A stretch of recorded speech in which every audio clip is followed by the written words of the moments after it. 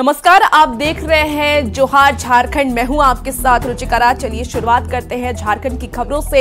सिंहभूम में कांग्रेस सांसद रही गीता कोड़ा बीजेपी में शामिल हो गई है। 2014 के मोदी लहर में बीजेपी प्रत्याशी लक्ष्मण गिलुआ को हराकर वो पहली बार सांसद बनी थी, जबकि 2009 में हुए विधानसभा चुनाव में वो जगन्नाथपुर से विधायक चुनी गई थी।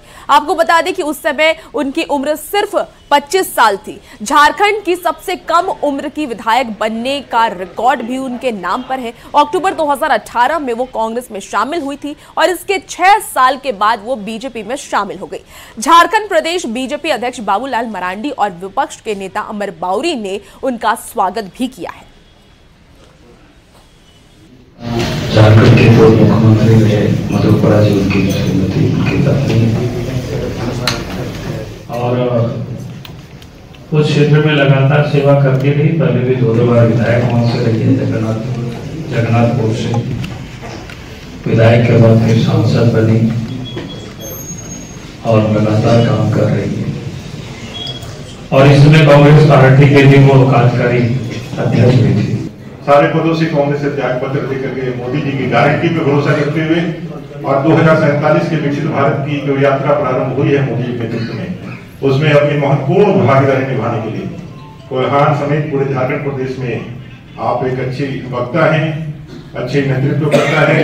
आपने विधानसभा में भी और लोकसभा में भी अपना प्रतिनिधित्व जनता के लिए रखा है। जिस तरीके से कांग्रेस ने लगातार देश को गर्त में डाला है, जिस तरह से कांग्रेस तुष्टीकरण की राजनीति करती आई है, एक तरफ तो कहती है कि हम सभी वर्गों को साथ लेके चलेंगे, लेकिन इसके ठीक उलट अगर हम देखें तो किसी को भी साथ लेके नहीं चल रही है, सिर्फ अपना परिवार लेके साथ चल रही है। गीता कोड़ा ने ये कहा है कि कांग्रेस नेतृत्व ने उनकी कभी कोई बात नहीं सुनी है। लगातार कार्यकर्ताओं की उपेक्षा की जा रही थी, समर्पित नेताओं को हाशिए पर डाल दिया गया था। उन्होंने कई बार कांग्रेस नेतृत्व से बात की है, पर उनकी सलाह पर कोई ध्यान नहीं दिया गया, इसलिए वो कांग्रेस छोड़ने पर विवश हो गई। और गीता कोड़ा ने यह भी कहा है कि कोई झारखंड को अगर बचा सकता है तो वो है बीजेपी।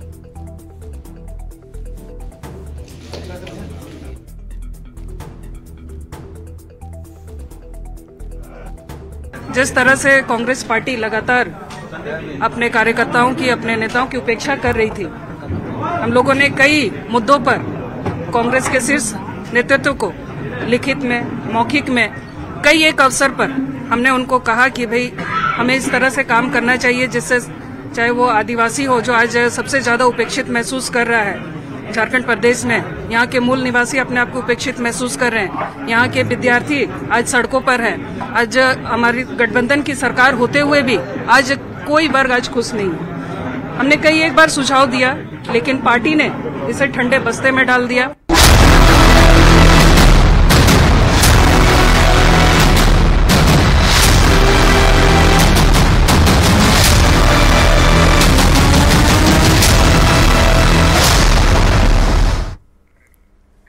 और खबर रांची से है, जहां झारखंड हाईकोर्ट में पूर्व सीएम हेमंत सोरेन की याचिका पर सुनवाई पूरी हो गई है। हाईकोर्ट में दोनों ओर से बहस पूरी होने के बाद हाईकोर्ट ने ऑर्डर सुरक्षित रख लिया है। आपको बता दें कि पीएमएलए कोर्ट में याचिका खारिज होने के बाद हेमंत सोरेन की ओर से हाईकोर्ट में चुनौती दी गई थी। हेमंत सोरेन की ओर से वर्गीय अधिवक्ता कपिल सिब्बल ने पक्ष रखा है, वहीं ईडी की ओर से assistant solicitor general SB Raju ने पक्ष रखा है। आपको यह भी बता दें कि पिछली सुनवाई में ईडी ने जवाब दाखिल करने के लिए समय मांगा था और याचिका में हेमंत सोरेन ने यह कहा था कि वो निर्वाचित प्रतिनिधि है, विधानसभा के बजट सत्र में भाग लेने का उन्हें पूरा अधिकार है।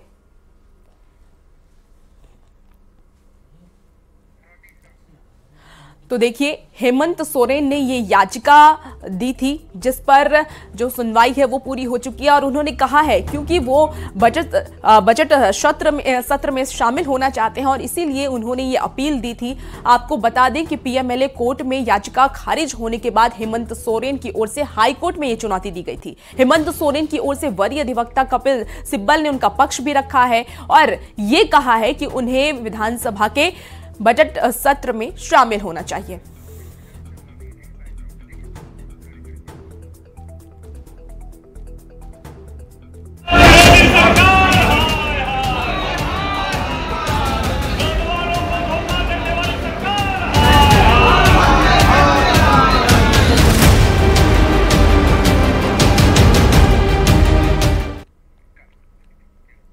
खबरों में आगे बढ़ेंगे। झारखंड विधानसभा बजट सत्र के दूसरे दिन विपक्षी बीजेपी ने एक बार फिर से जेएसएससी सीजीएल पेपर लीक मामले का मुद्दा उठाया है। झारखंड विधानसभा में बीजेपी विधायकों ने हंगामा किया है।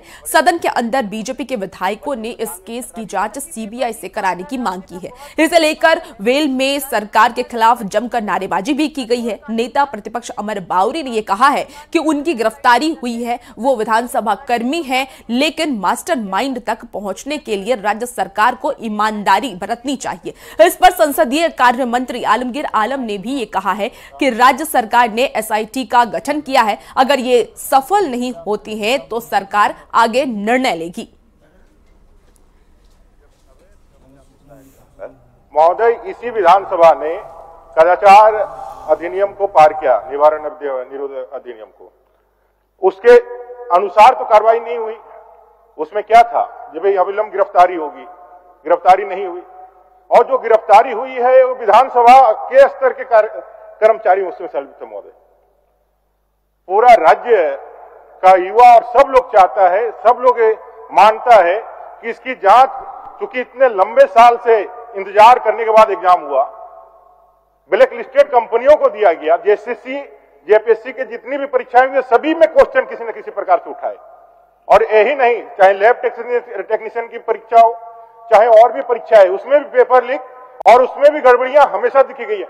सीबीआई जांच कराने से सारे चीजों पर, और आप भी पाक साफ है, आप भी जो है ईमानदार है, आप भी चाहते हैं यहाँ के युवाओं को ईमानदारी के साथ नौकरी देना, यह बात स्थापित होगी।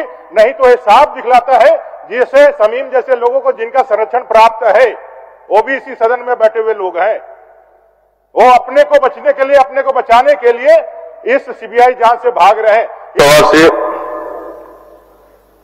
पारित किया गया था कि कोई भी एग्जाम कंडक्ट में गलती हो या क्वेश्चन लीक हो, उस पर कार्रवाई किया जाएगा। ये पूरे हिंदुस्तान में कुछ राज्यों में ऐसा नियम बनाया गया था। सरकार हमेशा गंभीर रहा कि नौजवानों से खिलवाड़, उसकी जिंदगी से खिलवाड़ नहीं हो, उसके लिए कानून भी बनाया गया। ये घटना घटी है, सरकार की संज्ञान में है, एसआईटी की गठन किया गया है। और मैं चाहता हूं अगर इस एजेंसी के द्वारा आने वाले दिनों में अगर इसका निष्पादन नहीं हो पाता है तो निश्चित तौर आगे की कार्रवाई की जाएगी।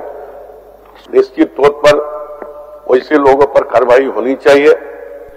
हम लोग पहले ही एसआईटी का गठन किया है, अगर उसके फल नहीं आता है जो हम लोग चाह रहे हैं, यहाँ की जनता जो चाह रहे हैं, यहाँ के युवाओं जो चाह रहे हैं, तो निश्चित तौर पर आगे की कार्रवाई की जाएगी। तो मैंने कहा दूध की रखवाली यदि बिल्ली को देंगे तो बिल्ली तो दूध चटी कर जाएगा। महोदय, जो एसआईटी का गठन किया इन्होंने महोदय, एसआईटी के गठन से न्याय नहीं हो सकता है महोदय, न्याय नहीं मिल सकती है महोदय।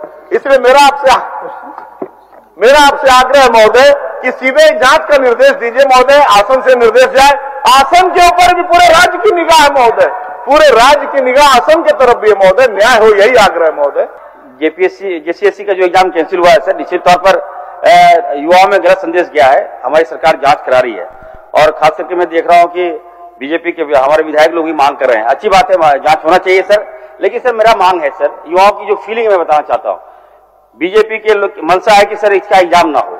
मैं आपके माध्यम से सरकार से मांग करता हूं, जो एग्जाम में गड़बड़ियां हुई इसकी जांच चल रही है, जांच हो, लेकिन सर मेरा मांग है कि जल्द से जल्द एग्जाम हो सर। युवाओं का भविष्य बर्बाद हो रहा है, एग्जाम कंडक्ट कराया जाए सर, जांच तो चलता रहेगा सर, जांच के अवधि में सर ऐसा ना हो कि सर युवाओं का समय पार हो जाए सर, ये मेरा मांग होगा सर। बजट सत्र के दूसरे दिन विधानसभा के बाहर और अंदर सदन में बीजेपी ने जेएसएससी सीजीएल पेपर लीक को लेकर जमकर नारेबाजी की है। बीजेपी विधायकों ने हाथ में तख्तियों को लेकर पेपर लीक कांड की जांच सीबीआई से कराने की मांग की है। बीजेपी के मुख्य सचेतक बिरंजी नारायण ने यह कहा है कि सीबीआई से इस मामले की जांच करानी चाहिए।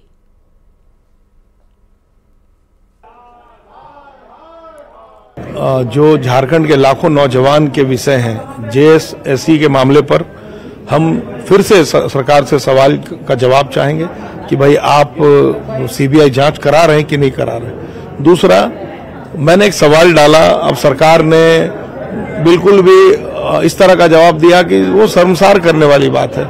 मैं इस पर विशेषाधिकार हनन लाने जा रहा हूं। मैंने कहा कि भाई अगर जो भ्रष्टाचारी हैं उनको अगर जेल भेजा है तो ईडी ने भेजा है। 1 दर्जन ऐसे मामले हैं जिस पर राज्य सरकार ने कोई एफआईआर नहीं किया। जेएसएससी के द्वारा जो परीक्षा आयोजित की गई है उस परीक्षा में बड़े पैमाने पर धांधली हुई है। नौजवान सड़कों पर है, नौजवानों की आवाज को दबाया जा रहा है और इसीलिए इसकी सीबीआई से जांच सरकार कराए।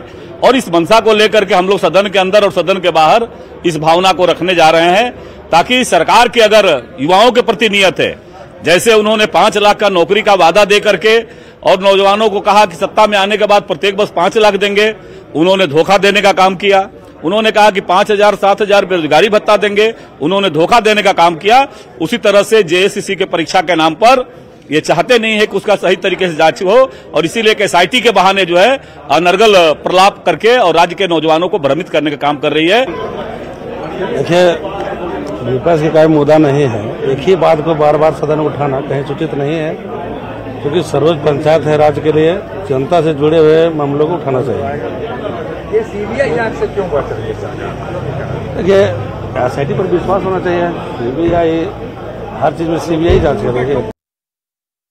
जेएसएससी सीजीएल पेपर लीक मामले को लेकर के बीजेपी लगातार सरकार पर निशाना साध रही है और जेएसएससी सीजीएल पेपर लीक को लेकर के निर्दलीय विधायक सरयू राय ने भी ये कहा है कि इस मामले पर आवाज उठनी ही चाहिए क्योंकि ये छात्रों के भविष्य का सवाल है। लाखों ऐसे अभ्यर्थी हैं जिन्होंने नौकरी पाने के लिए कठिन मेहनत की है। ऐसे में कई अभ्यर्थी हैं जिनके पास तैयारी करने के लिए पैसे तक नहीं थे, कर्ज लेकर उन्होंने तैयारी की है और गृह मंत्रालय से यह मांग की है कि गृह मंत्रालय को सीबीआई से जांच करानी ही चाहिए। सीबीआई इसको क्यों नहीं ले लेती है अपनी? भारत सरकार की संसद में नकल विरोधी कानून हाल ही में बनाया है, उसको कानून को आधार बनाकर सीबीआई को इस मामले को खुद ही ले लेना चाहिए। कौन देने जाएगा, सौंपने जाएगा? भारत सरकार के गृह मंत्री से कहना चाहिए कि भाई आप सीबीआई को कहिए कि इसकी जांच करें। मामला एक ही राज्य का नहीं है, कई राज्यों का है। और पेपर लीक को लेकर के कांग्रेस विधायक इरफान अंसारी ने यह कहा है कि सरकार हमारी है लेकिन तंत्र हमारा नहीं है। सरकार क्वेश्चन पेपर लीक मामले को लेकर एसआईटी से जांच करा रही है।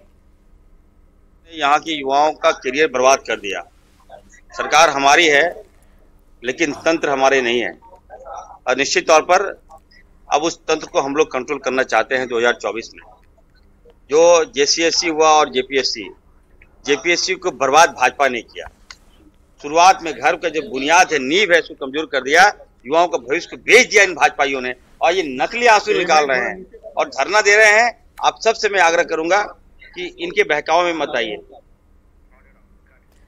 झारखंड को पीएम नरेंद्र मोदी ने कई बड़ी सौगात दी है, साथ ही 27 रेलवे स्टेशन के पुनर्विकास का शिलान्यास भी किया है। इसके अलावा 88 रोड ओवरब्रिज और अंडरपास निर्माण का शुभारंभ भी किया गया है। यही नहीं, अमृत भारत स्टेशन योजना के 41,000 करोड़ की लागत से देश भर में 554 रेलवे स्टेशन का कार्यक्लब का भी शुभारंभ किया गया है।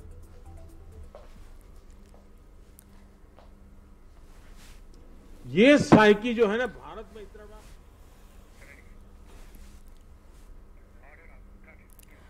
लोहरदगा में पीएम मोदी ने अमृत भारत स्टेशन योजना के माध्यम से लोहरदगा स्टेशन का भी ऑनलाइन शिलान्यास किया है। आज पूरे देश में 554 रेलवे स्टेशनों के पुनर्विकास और साथ ही 1500 रोड ओवरब्रिज और अंडरपास का शिलान्यास किया गया है। इसमें लोहरदगा रेलवे स्टेशन का भी नाम शामिल है। लोहरदगा स्टेशन भी है जिसका अमृत रेल योजना के अंतर्गत कहा जाए इसका भी पुनर्विकास होना है। और उत्तरोत्तर आज अगर देखा जाए तो क्रमशः लोहरदगा रेलवे स्टेशन का उत्तरोत्तर विकास काफ़ी हो रहा है और आने वाले समय में मैं समझता हूं कि यहाँ की यात्रियों को काफ़ी सुविधाएं प्राप्त होंगी। पीएम नरेंद्र मोदी ने 400 करोड़ की लागत से रांची रेल मंडल के 11 स्टेशन के नवीनीकरण कार्य का ऑनलाइन शिलान्यास किया है। साथ ही 15 रेल रोड, ब्रिज और अंडरपास का भी शिलान्यास किया है। इसके साथ ही उद्घाटन भी किया है।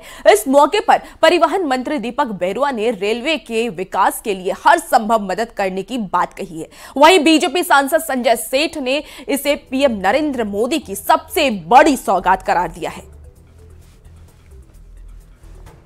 चीज़ों को लाया गया है और ये निश्चित रूप से यहाँ का विकास के लिए एक रास्ता बनाएगा और इसका हम लोग स्वागत करते हैं। यहाँ यात्री सुविधाओं को, चाहे इनकी सुरक्षा को और इंफ्रास्ट्रक्चर जिस तरीके से बढ़ेंगे रेल के, तो झारखंड का विकास भी दिखेगा। इतना बड़ा डेवलपमेंट होगा तो रोजगार के अवसर होंगे। जब इंफ्रास्ट्रक्चर बढ़ेगा, सारी चीज बढ़ेगी तो रोजगार होंगे, स्वरोजगार होगा। इतना बड़ा काम किसी ने जीवन में कल्पना नहीं की थी, दुनिया ने कल्पना नहीं की थी, आज साकार हो गया। हम सब ये सौभाग्यशाली है कि प्रधानमंत्री नरेंद्र मोदी जी के नेतृत्व में आज ये इतना बड़ा कार्यक्रम के हिस्सेदार बने। आज हम सब ने उस कार्यक्रम को देखा। रांची मंडल में 26 लोकेशनों का शिलान्यास या लोकार्पण कहें तो हुआ है। इसमें लगभग 14 अमृत स्टेशन हैं, जिसमें 11 झारखंड के हैं, 3 वेस्ट बंगाल के हैं। तो ये 14 अमृत स्टेशन के अलावा 12 जगह ऐसी हैं जिसमें कि आरओबी या अंडरपास का शिलान्यास हुआ है। तो टोटल 26, इसमें लगभग 400 करोड़ रुपए की लागत आई है इन 26 प्रोजेक्ट्स पे।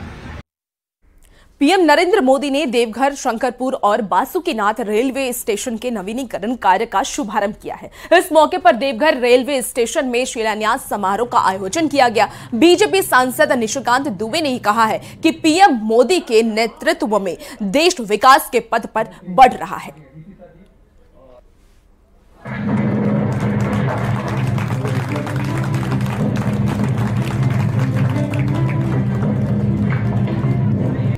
या जहां रेलवे का के आगे डीसी जी और जहां के सदस्य दिनेश ने आज तकरीबन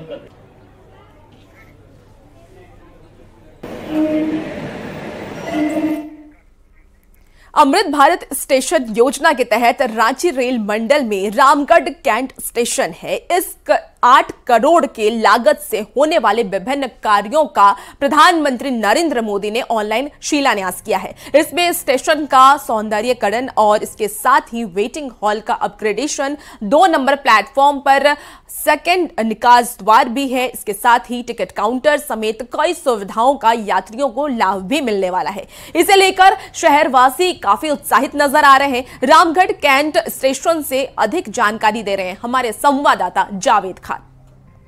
इस वक्त मैं मौजूद हूँ रामगढ़ शहर के रामगढ़ कैंट स्टेशन के पास। यह स्टेशन रांची रेल मंडल के अंतर्गत पड़ता है। आप देख सकते हैं ये रामगढ़ कैंट स्टेशन है शहर का।